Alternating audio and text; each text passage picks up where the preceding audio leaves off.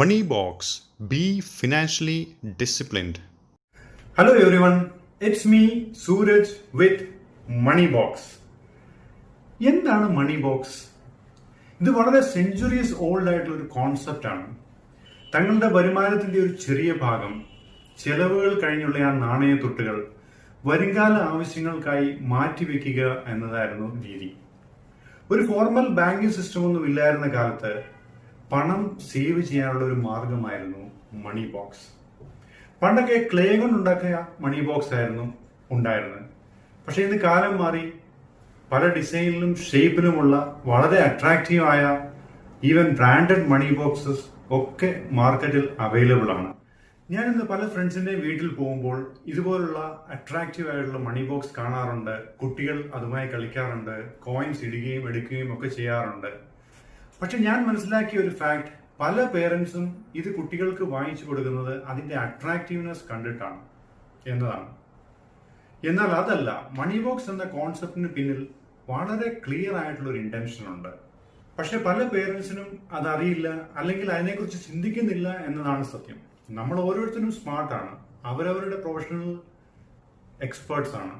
കുട്ടികൾക്ക് കളിക്കാനുള്ള ഒരു ടോയ് ആയിട്ട്, അല്ലെങ്കിൽ നമ്മളുടെ കയ്യിൽ വരുന്ന ചേഞ്ചസ് ഇട്ടുവെക്കാനായിട്ടുള്ള ഒരു പ്ലേസ് ആയിട്ടാണ് പലരും മണി ബോക്സിനെ കാണുന്നത്.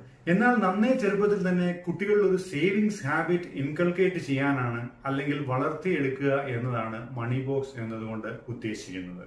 ഇത് വളരെ നിസ്സാരമെന്ന് തോന്നിക്കുന്ന, എന്നാൽ വലിയ ഇമ്പാക്ട് ഉണ്ടാക്കുന്ന, ജീവിതത്തിൽ ഫിനാൻഷ്യൽ ഡിസിപ്ലിൻ ഉണ്ടാവേണ്ടതിന്റെ ഫസ്റ്റ് സ്റ്റെപ്പാണ് മണി ബോക്സ്. നമ്മൾ മുതിർന്നു കഴിഞ്ഞും ഇതേ ഒരു ഹാബിറ്റാണ് പിന്തുടരേണ്ടത് ഫോർ അവർ ഫിനാൻഷ്യൽ സെക്യൂരിറ്റി. എങ്കിൽ മാത്രമേ നമ്മളുടെയൊക്കെ അൾട്ടിമേറ്റ് ഒബ്ജക്റ്റീവായ വെൽത്ത് ക്രിയേഷൻ സാധ്യമാവുകയുള്ളൂ. ഇന്ന് നമുക്ക് വലിയൊരു ടാലന്റ് പൂളുണ്ട്. അക്കാഡമിക്കലി ക്വാളിഫൈഡ് ആയിട്ടുള്ള ഒരു വലിയ ഹ്യൂമൻ ക്യാപിറ്റൽ ലോകത്തുണ്ട്. പക്ഷെ ഇന്ന് പല യങ്സ്റ്റേഴ്സും even after their marriage, even in their mid-30s കാര്യമായിട്ടൊന്നും സേവ് ചെയ്യുന്നില്ല എന്നതാണ് സത്യം.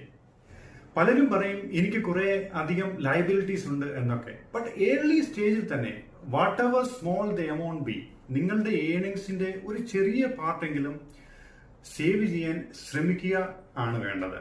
സ്റ്റാർട്ടിംഗ് ആണ് പ്രശ്നം. വൺ സ്റ്റാർട്ട് ചെയ്താൽ അത് ഓട്ടോമാറ്റിക്കലി കണ്ടിന്യൂ ചെയ്യും.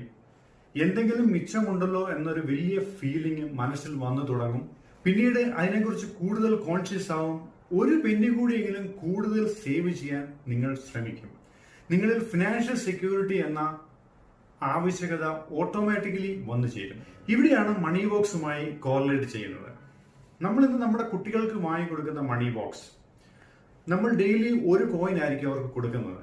പക്ഷെ ദിവസങ്ങൾ മുന്നോട്ട് ചെല്ലുമ്പോൾ അവർ കുട്ടികളാണ്. പക്ഷെ അച്ഛ അല്ലെങ്കിൽ അമ്മേ, എനിക്ക് ഒരു കോയിൻ കൂടെ കൂടുതൽ തരുമോ എന്ന് അവർ ചോദിക്കാറുണ്ട്. എന്തിന്? അവർക്ക് എത്രയും വേഗം ആ മണി ബോക്സ് ഫില്ല് ചെയ്യണം.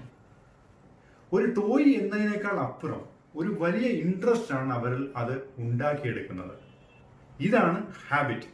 ഈ ഒരു ഹാബിറ്റാണ് നമ്മൾ മുതിർന്നു കഴിഞ്ഞും പിന്തുടരേണ്ടത് ഫോർ അവർ ഫിനാൻഷ്യൽ സെക്യൂരിറ്റി.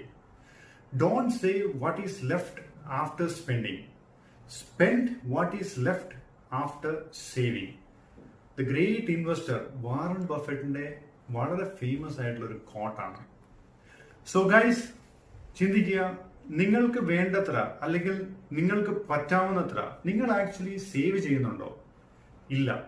പക്ഷെ നിങ്ങൾക്ക് പറ്റും, ഫിനാൻഷ്യൽ ഡിസിപ്ലിൻ ഉണ്ടെങ്കിൽ. നിങ്ങളുടെ ഇൻകം ആൻഡ് എക്സ്പെൻഡിച്ചറിനെ കുറിച്ച് നിങ്ങൾ നല്ല ബോധവാന്മാരായിരിക്കണം. Earnings, savings and investments. നമുക്കൊക്കെ ഒരു നല്ല ഏർണിങ്സ് ഉണ്ടാവണം. നമ്മളെല്ലാവരും സ്മാർട്ടാണ് in one way or other. Earnings typically 3 വിധത്തിലാണ്. It can be salary income, business income or agriculture income.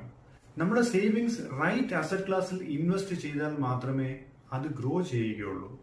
ആ ഗ്രോത്തിലൂടെ മാത്രമേ വെൽത്ത് ക്രിയേഷൻ സാധ്യമാവുകയുള്ളൂ. സോ നമ്മളുടെയൊക്കെ അൾട്ടിമേറ്റ് ഒബ്ജക്റ്റീവ് എന്ന് പറഞ്ഞാൽ വെൽത്ത് ക്രിയേഷൻ തന്നെയാണ്, എന്റെയും നിങ്ങളുടെയും ഒക്കെ. എന്തിന്?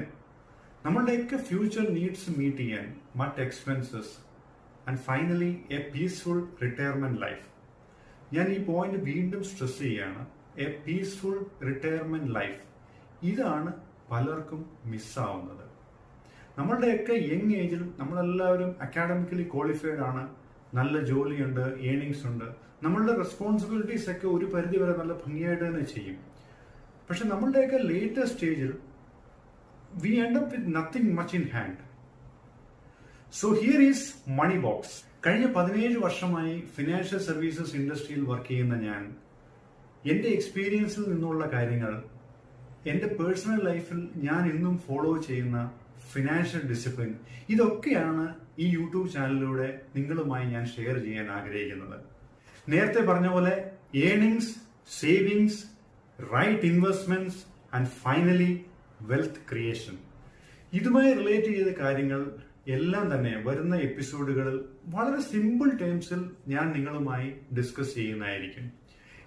എല്ലാവരും ചാനൽ സബ്സ്ക്രൈബ് ചെയ്യുക.